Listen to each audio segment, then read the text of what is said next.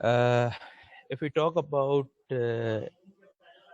ischemic heart disease, uh, we have got the major bulk of portions in our clinical setup.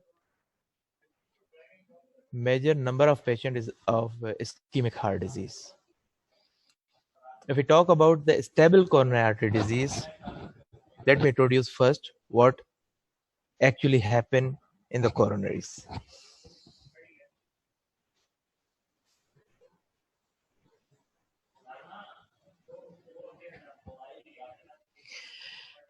Coronary artery disease basically is a atherosclerotic heart disease and is a result of accumulation of the atheroma plaque within the wall of coronary arteries that supplies the myocardium. Oxygen and the nutrients. It is sometimes called coronary heart disease, but although the coronary artery disease is the most common cause of coronary heart disease, and it's not only a cause. So basically, this is a game of demand and supply. What happens that atherosclerosis causes the decreased blood supply to the heart, which lead to the angina and eventually MI. That's a myocardial infarction. So atherosclerosis is a disease of large and the medium-sized muscular arteries, usually coronary arteries, carotid artery, or the lower extremity. Especially we are interested in the coronary arteries and elastic arteries such as the aorta. It's a slowly progressive disease. Basically, atherosclerosis is a slowly progressive disease that begins in the childhood, but does not manifest until the middle age or the later, when the arterial lesions precipitate the clinical manifestation by virtue of an organ injury. Actually, what happens that this process of atherosclerosis actually starts in the childhood.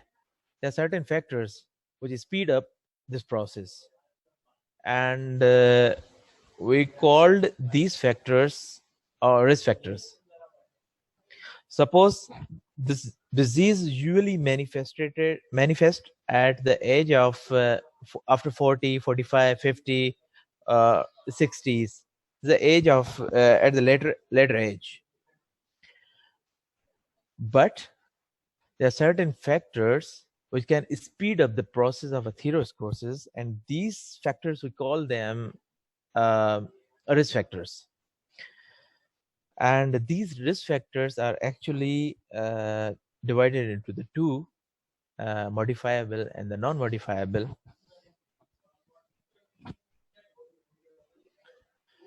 So if we come back to the atheroma, anatomy of atheroma, it's a fibrofatty block that consists of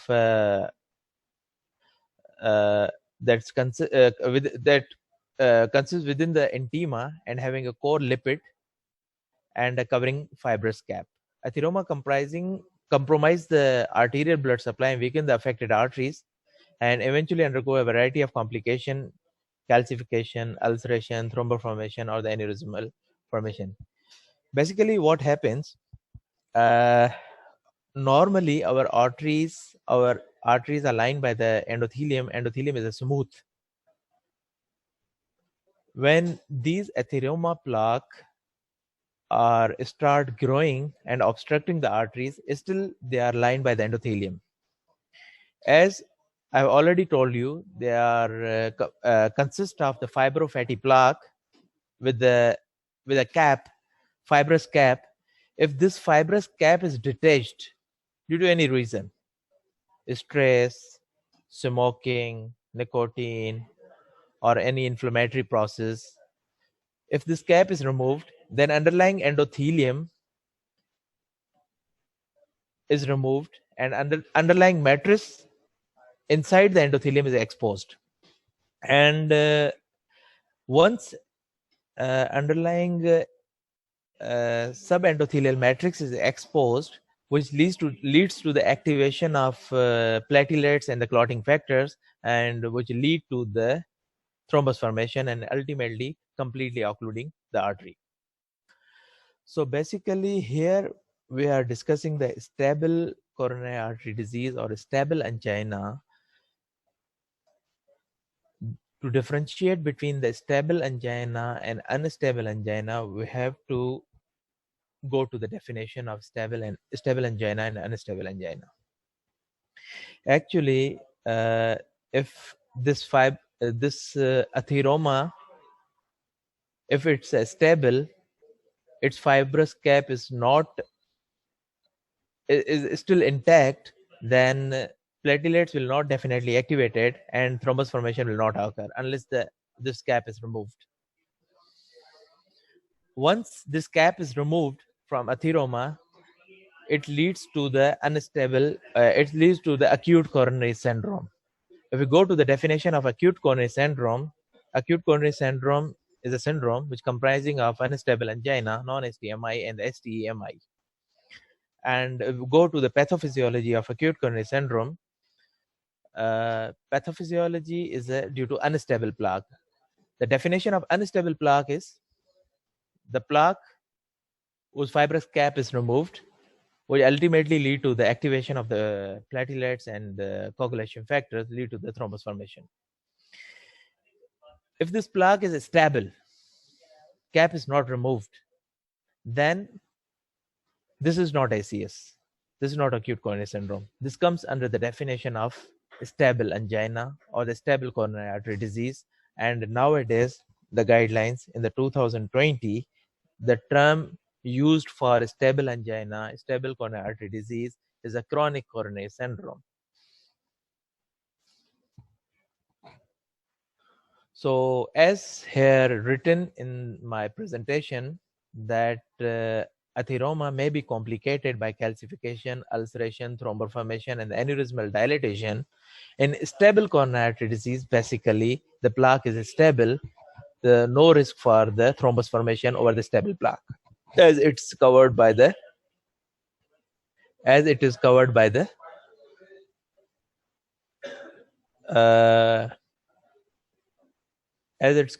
endothelium. So this is a snapshot of intimal lining, and this is intima. This is atheroma. Again, this is atheroma, and this is the intimal lining of the atheroma. This is a stable plaque. Again, this is a stable plaque.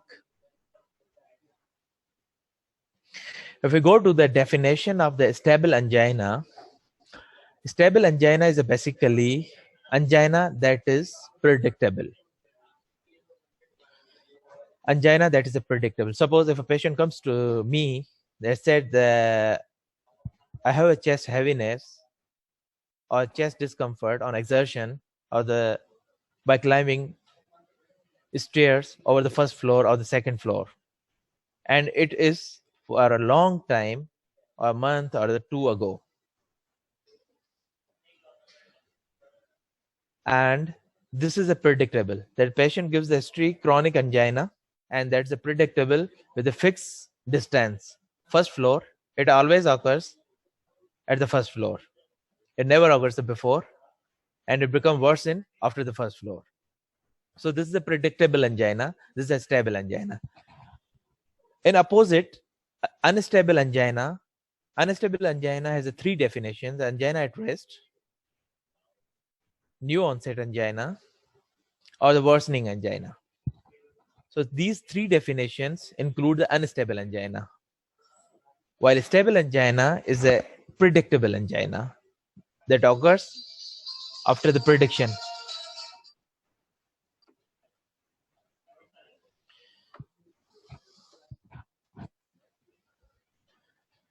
So this synapse shows the thrombus formation. Bye Islam. Sir Monday morning OPD confirm कर दीजिए। जी जी करूंगा मैं OPD. Hello जी करूंगा मैं OPD. Okay sir, okay, thank you. So this snapshot showing the thrombus formation over the unstable plaque. This is the plaque cap. Plaque cap is removed, which lead to the activation of the platelets and the coagulation factor, lead to the occlusion of the artery. Again, this is the atherothrombosis. So If we go to the definition of the stable angina, that chest discomfort, that is predictable. And why this chest discomfort occurs? Due to the supply and demand mismatch. If we if we go to the supply and demand, then if artery, which normal human, if atherosclerosis process has decreased the blood supply to the myocardium, then it lead to the ischemic pain, that's called angina. As I have already told you that this atherosclerosis process, it starts in the childhood, and this become rapid or speed up with certain factors that we call them risk factors. So the screen showing non-modifiable risk factor that we cannot modify. Age, as there is a growing age, there is a process of atherosclerosis increase or speed up. Gender, the male gender has a more predisposed, males are more predisposed to the atherosclerosis. Ethnicity, it's a more common in the Asians.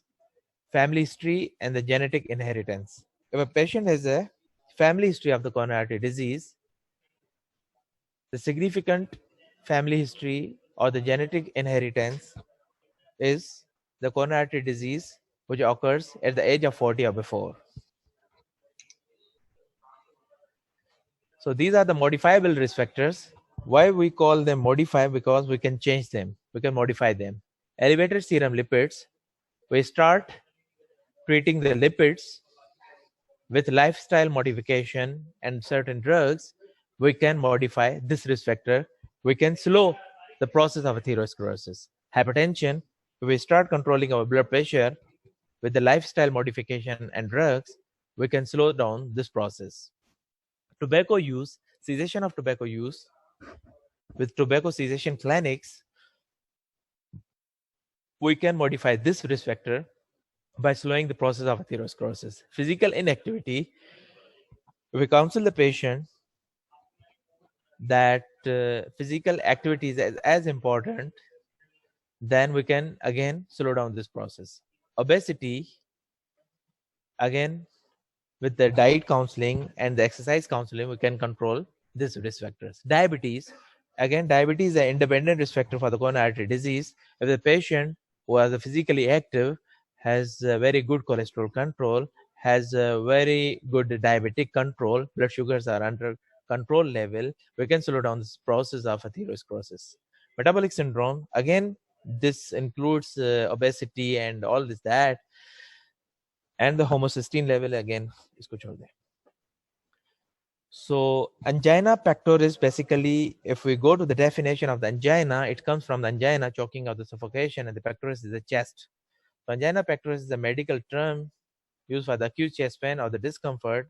Angina occurs when the heart needs oxygen increase beyond the level of oxygen available in the blood, nourishing the heart. So if we classify the angina, it's of three types, as I've already told you: the stable, unstable, and the variant that's called the presventral or the resting angina, or vasospasmatic angina. So angina is stable when the plaque is stable. Plaque is covered with the endothelium, and unstable angina is when this plaque become unstable, fibrous cap is removed and they lead to the activation of the clotting factors, and the platelets will lead to the unstable of this plaque and lead to the worsening of the symptoms.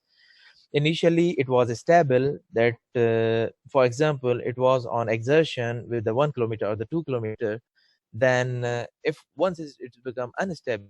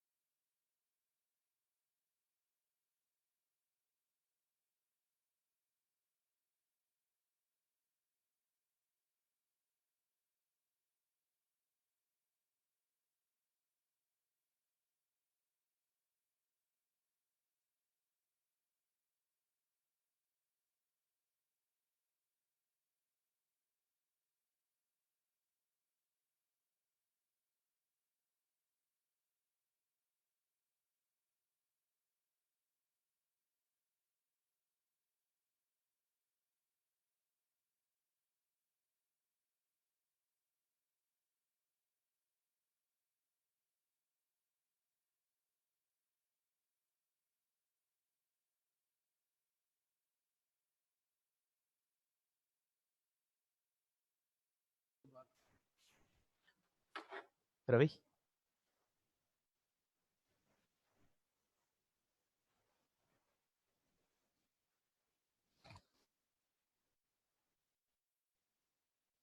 Connect all करना होगा ना जी call जाएगा यार ये गायब हो गया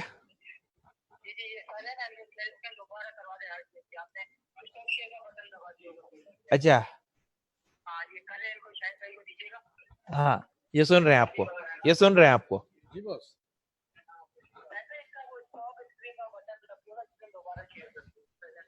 जी जी मैं वही कर रहा हूँ। ये था जी देखिएगा बॉस बहुत शुक्रिया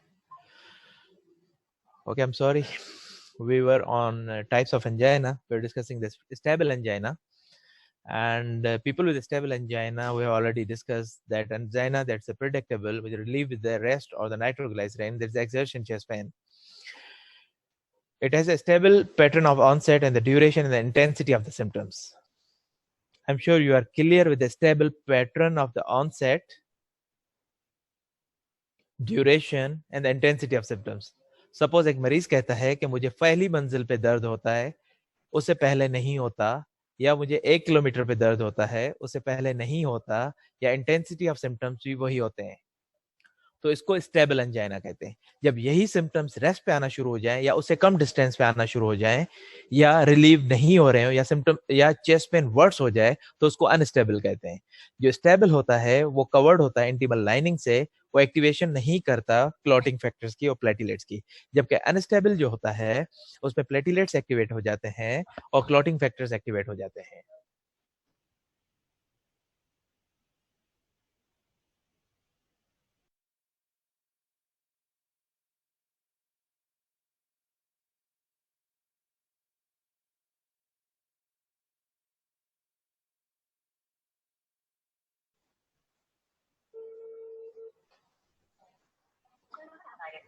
सर पढ़ाई से स्टार्ट करो जी रवि दोबारा गायब हो गया था फिर मैंने कनेक्ट किया है ओके मूव नहीं हो रही जी जी बिल्कुल अभी मैं इसी पे ही चल रहा हूँ ठीक है okay okay I am sorry again हम जो है अनस्टेबल एंजाइना पे थे कि अनस्टेबल एंजाइना जो है triggered by unpredictable that's the degree of exertion in the emotions अब इसमें जो है मोर सीवियर पेन है फ्रीक्वेंसी ज्यादा हो गई सीवियरिटी ज्यादा हो गई और यूजुअल एफर्ट से अब कम टाइम पे वो पेन हो रहा है या रेस्ट पे हो रहा है क्रॉनिक स्टेबल एंजाइना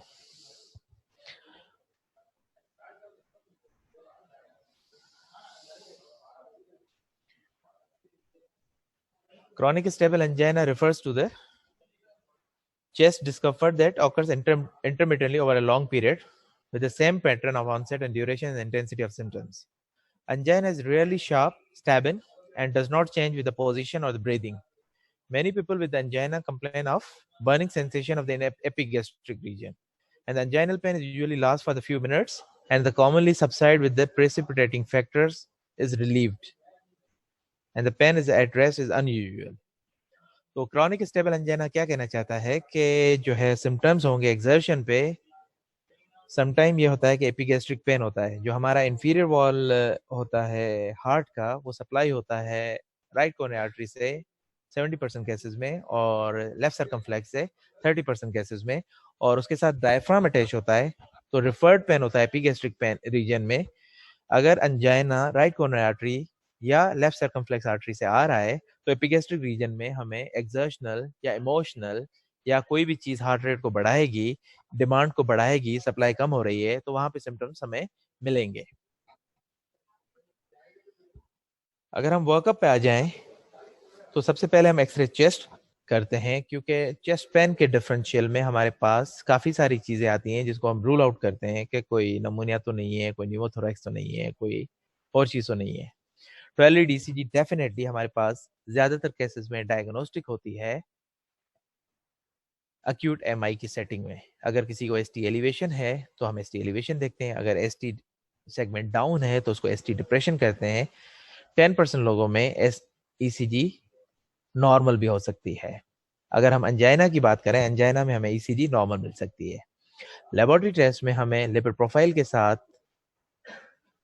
ट्रोपोनेंस भी कराने पड़ते हैं। तो बेसिकली अगर मैं आपसे डिस्कस करूं कि what is the difference between acute MI and angina, तो मैं आपको बताना चाहूँगा कि अक्यूट एमआई और अंजाइना दोनों में चेस्ट पेन होता है, लेकिन जो डिफरेंशिएट पॉइंट होता है वो ब्लड के थ्रू हम कंफर्म करते हैं कि जो एंजाइम्स होते हैं वो अक्यूट एमआई में पॉजिटिव आते हैं, रेज्ड आते हैं, उनका लेवल बढ़ा हुआ आता है, जबकि अंजाइना में हमारे जो हार्ट के कार्डियक एंजाइम्स हैं वो नॉर्मल आते हैं या नेगेटिव आते हैं। तो हमारे पास ईसीजी इनकन्क्लूसिव होती है यूजुअली, और हमारे पास जो एंजाइम टेस्ट होता है वो भी नेगेटिव होते हैं, नॉर्मल होते हैं। अगर एंजाइम टेस्ट बढ़े हुए आएंगे तो उसको हम अक्यूट एमआई कहेंगे।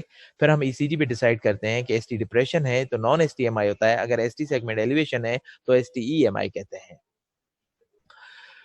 तो बेसिकली स्टेबल अंजाइना, इसको हम क्रॉनिक कोरोनरी सिंड्रोम भी कहते हैं और क्रॉनिक स्टेबल अंजाइना भी कहते हैं। बेसिकली स्टेबल अंजाइना इसलिए कहते हैं क्योंकि जो फाइब्रोफैटी प्लाक होता है वो कवर्ड होता है एंडोथेलियम में, और डिपेंड करता है प्लाक साइज पे। अगर प्लाक साइज वेसल को इतना ब्लॉक कर रहा है कि डिमांड एंड सप्लाई, यानी डिमांड ज्यादा है और सप्लाई कम हो रही है, तो सिम्टम्स आना शुरू हो जाते हैं। तो बेसिकली अगर वो प्लाक, अगर आर्टरी का जो सर्कमफ्रेशनल एरिया है अगर 10 to 20% को इन्वॉल्व करता है तो वो सिम्टम्स नहीं करेगा। अगर उसको 50% तक इन्वॉल्व करता है तो वो एक्सर्शन पे सिम्टम्स करेगा। अगर उसको 70% तक प्लाक इन्वॉल्व करता है, ल्यूमिन को, ब्लड सप्लाई को कॉम्प्रोमाइज करता है, तो वो रेस्ट पे भी सिम्टम्स करेगा, वो अक्यूट एमआई भी करेगा। तो बेसिकली जो हम रिवस्कुलराइजेशन करते हैं, जो ट्रीटमेंट करते हैं इस प्लाक की, वो मैं इसके बाद आऊँगा। सबसे पहले मैं डिस्कस कर दूं कि इसमें जो लिखा हुआ है न्यूक्लियर इमेजिंग, न्यूक्लियर इमेजिंग हम तब करते हैं जब हमें प्लाक जो है वो अराउंड 50% हो, नॉन ऑक्लूसिव प्लाक हम इसको कहते हैं। उसको हम न्यूक्लियर इमेजिंग के जरिए या एक्सरसाइज टेस्टिंग के जरिए ये टेस्ट करते हैं कि ये हीमोडायनेमिकली सिग्निफिकेंट है या नहीं है। अगर हीमोडायनेमिकली सिग्निफिकेंट है तो इसको हम रिवस्कुलराइजेशन करते हैं थ्रू कोरोनरी आर्टरी एंजियोप्लास्टी और कोरोनरी बाईपास से। सो आखिर में लिखा हुआ है coronary angiography to confirm our diagnosis that we suspect clinically. The coronary angiogram is a final confirmatory test to our diagnosis. Management पे आ जाएं तो मैनेजमेंट में सबसे पहले जो हम बात करते हैं वो आते हैं लाइफस्टाइल मॉडिफिकेशन पे। लाइफस्टाइल मॉडिफिकेशन से मुराद ये है कि जितने भी रिस्क फैक्टर्स हमने पढ़े, जो डिस्कस किए लास्ट स्लाइड्स में, उन जो मॉडिफाइबल हैं उसको हमने मॉडिफाई करना है। स्मोकर है तो स्मोकिंग छोड़नी है, टोबैको किसी और फॉर्म में ले रहे हैं तो उसको क्विट करना है, सेडेंट्री लाइफस्टाइल है तो चलना शुरू करना है, और जो है शुगर अनकंट्रोल है तो उसको कंट्रोल करनी है, ब्लड प्रेशर अनकंट्रोल है तो उसको कंट्रोल करना है, लिपिड लेवल्स उनके अनकंट्रोल है तो उसको ट्रीट करना है, डाइट स्टाइल मॉडिफाई करना है, एक्टिविटीज स्टार्ट करनी है। ये सारी चीजें मैनेजमेंट में सबसे पहले आती हैं। दवाइयाँ शुरू करने से या कोई प्रोसीजर शुरू करने से पहले हमें लाइफस्टाइल मैनेजमेंट मरीज से डिस्कस करना है और उसको अप्लाई करना है। उसके बाद हम इंटरवेंशन पे आते हैं। लाइफस्टाइल मॉडिफिकेशन के बाद हम इंटरवेंशन पे आते हैं। इंटरवेंशन में हमारे पास जो ऑप्शन है वो कोरोनरी रिवस्कुलराइजेशन का ऑप्शन है। जो ऑब्स्ट्रक्टिव कोरोनरी आर्टरी डिजीज है उसको रिवस्कुलराइज करना है कोरोनरी आर्टरी बाईपास ग्राफ्टिंग से। जिनका कोरोनरी आर्टरी बाईपास हम उनमें कंसीडर करते हैं जिनमें मेडिकल ट्रीटमेंट फेल हो जाए, या उनकी जो है left main coronary artery disease है, या 3 वेसल डिजीज है। 3 वेसल से मुराद ये है कि नॉर्मली हमारी जो कोरोनरीज होती हैं लेफ्ट साइड और राइट साइड पे होती है। लेफ्ट साइड पे लेफ्ट मेन होती है और राइट साइड पे राइट कोरोनरी आर्टरी होती है।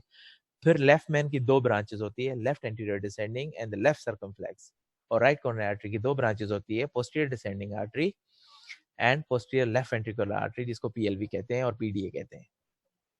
अगर किसी को मल्टीवेसल डिजीज है या लेफ्ट मैन डिजीज है तो उसको हम बाईपास का मशवरा देते हैं रिवेस्कुलराइजेशन के लिए, ताकि उसके सिम्टम्स बेहतर हो, उसकी लाइफस्टाइल बेहतर हो।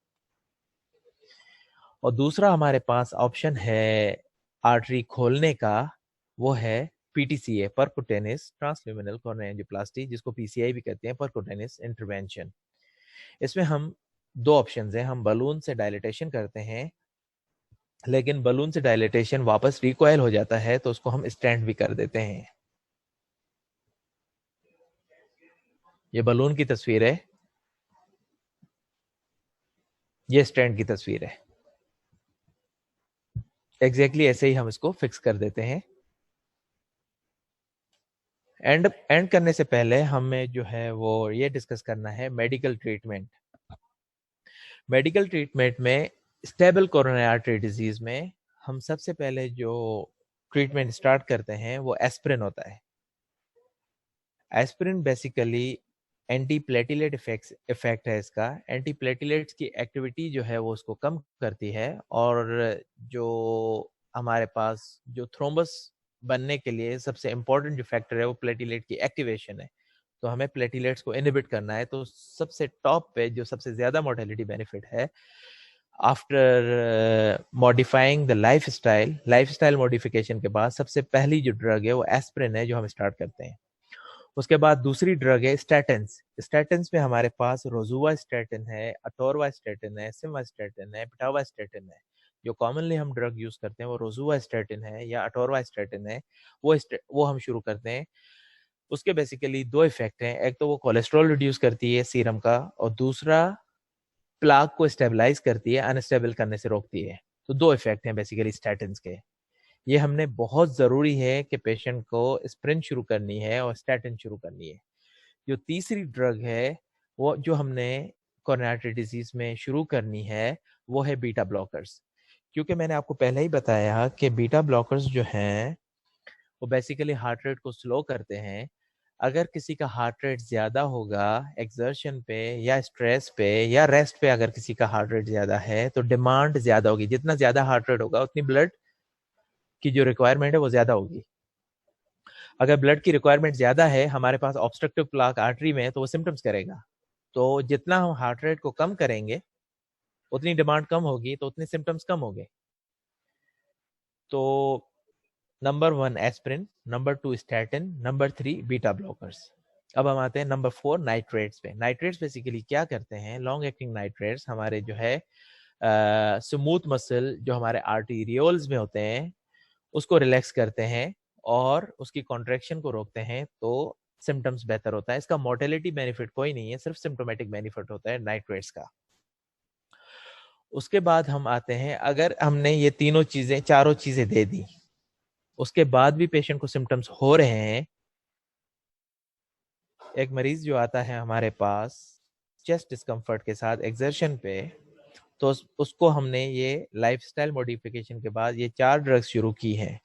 इस 4 ड्रग्स के बावजूद भी उसको सिम्टम्स ठीक नहीं हो रहे हैं, तो हम उस पर ड्रग्स और ऐड कर सकते हैं। हमारे पास और भी ऑप्शन है, उसको न्यूअर एंटी एंजाइनल ड्रग्स कहते हैं। हमने उसका हार्ट रेट कंट्रोल किया, हमने उसका ब्लड प्रेशर कंट्रोल किया, हमने उसको एस्पिरिन दे दी, हमने उसको स्टैटिन दे दी, हमने उसको नाइट्रेट्स दे दिया। अब हम आते हैं न्यूअर एंटी एंजाइनल पे। न्यूअर एंटी एंजाइनल पे हमारे पास जो ड्रग्स हैं वो नाइकोरेंडिल है। नाइकोरेंडिल बेसिकली न्यूअर एंटी एंजाइनल है जो एंजाइना के सिम्टम्स को इम्प्रूव करती है। उसके पास हमारे पास रेनोलजीन है। Ranolazine again newer anti anginal drug है, वो भी हमारे पास, वो हम एड ऑन कर सकते हैं नाइकोरेंडिल के साथ। और जो पहले ड्रग्स डिस्कस की उसके साथ नाइकोरेंडिल प्लस रेनोलजीन हम दोनों एड ऑन कर सकते हैं। उसके बाद अगर उसके ब्लड प्रेशर और अच्छे हैं तो फिर हम एम्लोडिपिन जो कैल्शियम चैनल ब्लॉकर है उसको भी हम ऐड कर सकते हैं to optimise the medical treatment. अगर हमने ये सारी चीजें शुरू कर दी उसके बावजूद भी पेशेंट का सिम्टम्स बेहतर नहीं होते, तो फिर हम इंटरवेंशन की तरफ जाते हैं जिसको हम एंजियोग्राफी कहते हैं। एंजियोग्राफी में हम देखते हैं कि कोई ऑब्स्ट्रक्टिव प्लाक है तो उसको हम स्टेंट कर देते हैं। अगर मल्टीपल आर्टरीज में रुकावटें हैं तो उसको हम कोरोनरी बाईपास के लिए भिजवा देते हैं।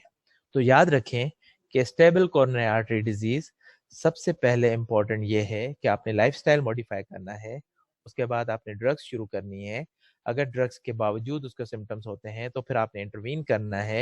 इंटरवेंशन में कोरोनरी एंजियोग्राफी जो टेस्ट होता है कोरोनरीज का, उसमें हम देखते हैं कि कितनी वेसल्स डिजीज है। अगर सिंगल वेसल या 2 वेसल डिजीज है, स्टैंडेबल लीजन है, तो उसको हम परकुटेनियसली स्टैंड कर देते हैं। अगर स्टैंडेबल लीजन्स नहीं है, मल्टीवेसल डिजीज है या लेफ्ट मैन डिजीज है, तो उसको हम कोरोनरी आर्टरी बाईपास ग्राफ्टिंग के लिए भेज देते हैं ताकि पेशेंट के सिम्टम्स बेहतर हों। और लाइफस्टाइल मॉडिफिकेशन के बाद ड्रग्स के बाद intervention. I think that's enough, that's end of story.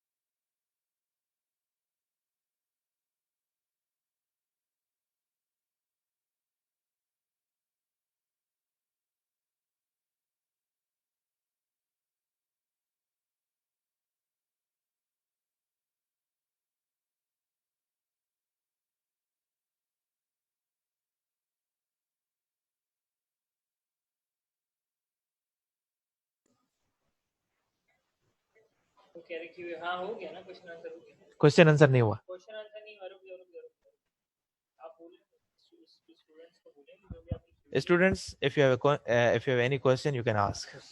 Okay.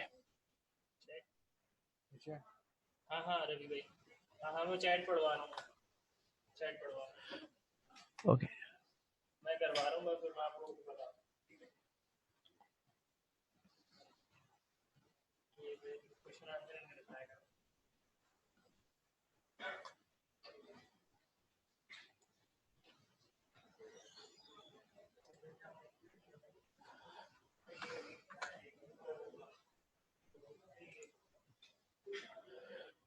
What are the causes of pain in stable angina if the clot isn't activated?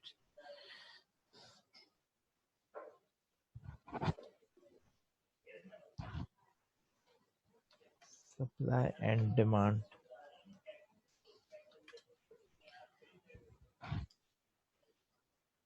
Increased. यार मुझे ऐसे ही आंसर देना है या वर्बली देना है? Okay sorry. सो पहला सवाल ये है कि what causes the pain in stable angina if the clot isn't activated? Actually this is supply and demand. If there is an increased demand, suppose there is increased heart rate on exertion or the climbing stairs, it lead to the ischemia. Decreased oxygen supply to the myocardium would lead to the pain. So this is basically cause of the chest pain due to increased supply of oxygen. Coronary bypass last for how much time? I mean, sir, coronary bypass are long. It is successful? Yes, of course. Coronary bypass is a successful treatment of multi-vessel disease or the left-man disease, and it basically improve the quality of life and increase the lifespan of the patient. Definitely, it's recommended if it is indicated. Sir, please repeat the beta blockers. Okay, the beta blockers basically decrease the heart rate. The commonly beta blockers we have many beta blockers available in the market. The metoprolol is commonly used. Other are the bisoprolol, carvedilol, nebivolol. All lols are the beta blockers. So beta blockers decrease the heart rate. So once the heart rate is a decrease, the demand is a decrease, and the demand is a decrease, and symptoms will be improved. जो exertion पे symptom, basically exertion पे क्या होता है, exertion पे heart rate बढ़ता है, blood pressure बढ़ता है. अगर हार्ट रेट को हम बढ़ना रोक दें तो डिमांड नहीं बढ़ेगी, तो उसको एक्सर्शन पे सिम्टम्स नहीं होंगे. Can we take aspirin in hypertension? If yes, then it's the role in the hypertension. Aspirin का पुराने जमाने में रोल था प्राइमरी प्रिवेंशन में. अगर मैं आपको क्लियर कर दूं कि प्राइमरी प्रिवेंशन क्या है, डिजीज होने से पहले अगर किसी दवाई को हम शुरू कर दें तो उसको हम प्राइमरी प्रिवेंशन कहते हैं.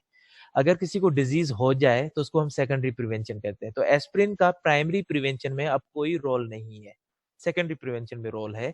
तो अगर किसी को हाइपरटेंशन है और किसी को अथीरोस्क्लेरोसिस कहीं पे भी एविडेंस नहीं है, सपोज उसको सीवीए की हिस्ट्री नहीं है, पेरिफेरल आर्टरियल डिजीज की हिस्ट्री नहीं है, डिजेंट्रिक इस्कीमिया की हिस्ट्री नहीं है, कॉर्नरी आर्टरी डिजीज यानी एक्यूट एमआई या एंजाइना की हिस्ट्री नहीं है, तो एस्प्रिन का कोई रोल नहीं है हाइपरटेंशन में. सिर्फ हाइपरटेंशन को ट्रीट करें और लाइफस्टाइल को मॉडिफाई करें. एस्प्रिन ऐसे हम नहीं देते. Newer anginal drugs, okay. अगर हमने first line drugs they the, first line में हमारे पास एस्प्रिन है, स्टैटिन है, नाइट्रेट्स हैं और बीटा ब्लॉकर्स हैं. अगर उसके बावजूद भी अगर किसी को सिम्टम्स हो रहे हैं, इम्प्रूव नहीं हो रहे, तो गुलाम मुस्तफ़ा हम जो न्यूअर एंटी एंजाइनल हैं उसमें हमारे पास नाइकोरेंडिल है, पोटेशियम चैनल ब्लॉकर है, मैकेनिज्म ऑफ एक्शन, रेनोलजीन है, सोडियम चैनल ब्लॉकर है, और ट्राइमेटाजिडीन है, और एम्लोडिपिन जो हम कॉमनली एंटी हाइपरटेंसिव यूज करते हैं, उसको हम as anginal as anti anginal भी यूज कर सकते हैं अगर हमें ब्लड प्रेशर अलाउ करें तो. और सकीना मंसूर का सवाल ये है कि can lifestyle modification alone be enough to manage angina? No, absolutely not. अगर किसी को एंजाइना है तो मतलब उसको अथीरोस्क्लेरोसिस है. अगर किसी को अथीरोस्क्लेरोसिस है तो उसका मतलब ये है कि हमने ट्रीटमेंट शुरू करना है उसका. अगर हम इसको प्रोसेस को हाल्ट नहीं करेंगे, रोकेंगे नहीं, तो ये प्लाक स्पीडी, इसकी प्लाक की जो स्पीड है वो वही रहेगी. और दूसरी बात ये कि ये किसी भी वक्त अनस्टेबल हो जाएगा, तो अक्यूट कोरोनरी सिंड्रोम या अक्यूट एमआई के साथ हमारे पास मरीज प्रेजेंट करेगा. तो सिर्फ लाइफस्टाइल मॉडिफिकेशन हमारे पास इनफ नहीं है.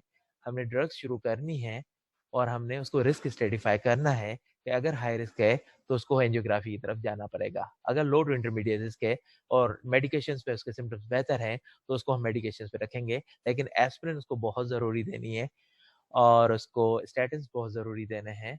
उसको जो है वो नाइट्रेट्स जो है वो अगर सिम्टम्स नहीं है तो ज़रूरी नहीं है, लेकिन उसके जो है अगर हार्ट रेट बढ़ा हुआ है तो उसको बीटा ब्लॉकर्स बहुत ज़रूरी देने हैं.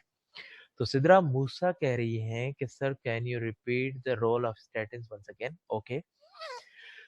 तो स्टैटिन्स जो है वो हमारे पास दो रोल्स मैंने आपको बताया. एक तो रोल ये है कि वो बेसिकली HMG कोए रिडक्टेज इनहिबिटर्स हैं. उनका जो मैकेनिज्म ऑफ एक्शन है HMG कोहे reductase inhibitor.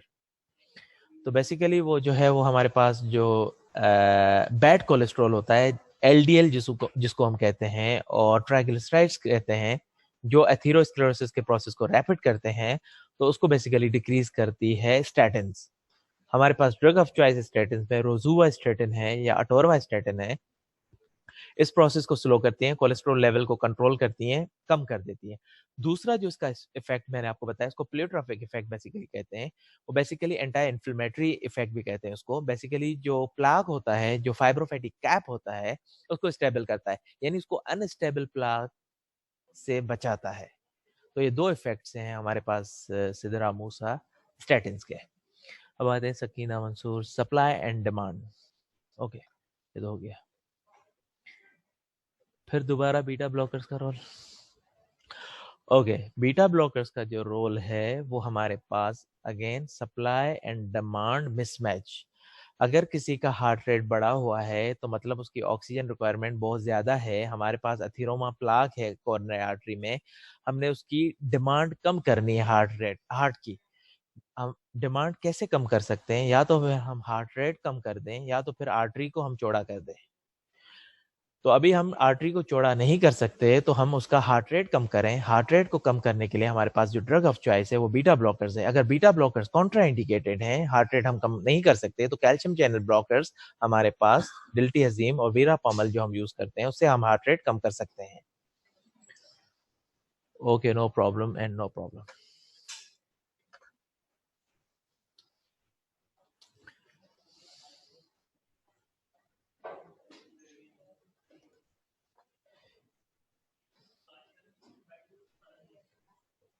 No, not at all. Ghulam Mustafa, no problem.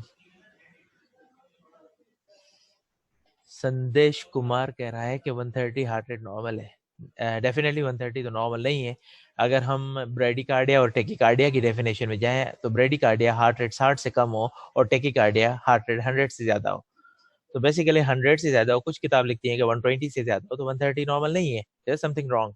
तो बेसिकली हार्ट रेट इंक्रीज होने के हमारे पास काफी सारे रीजंस होते हैं। एंजाइटी है, फिजियोलॉजिकल रीजंस है, एनीमिया है, प्रेगनेंसी है, काफी सारे रीजंस है, उसमें हार्ट रेट बढ़ जाता है, टेकिकार्डिया हो जाता है। तो उसमें हम जो फिजियोलॉजिकल रीजंस है उसको हम करेक्ट नहीं करते, या जो सेकेंडरी कॉजेज है उसको करेक्ट करें। अगर एनीमिया है तो एनीमिया को ट्रीट करें, अगर हाइपरथायरॉयडिज्म है तो हाइपरथायरॉयडिज्म को ट्रीट करें।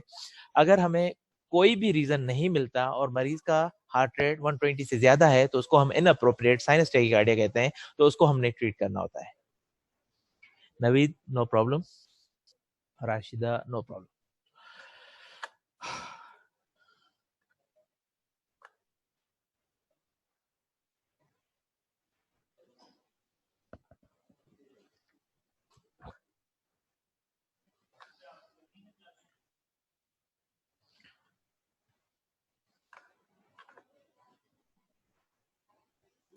सामा, नो प्रॉब्लम।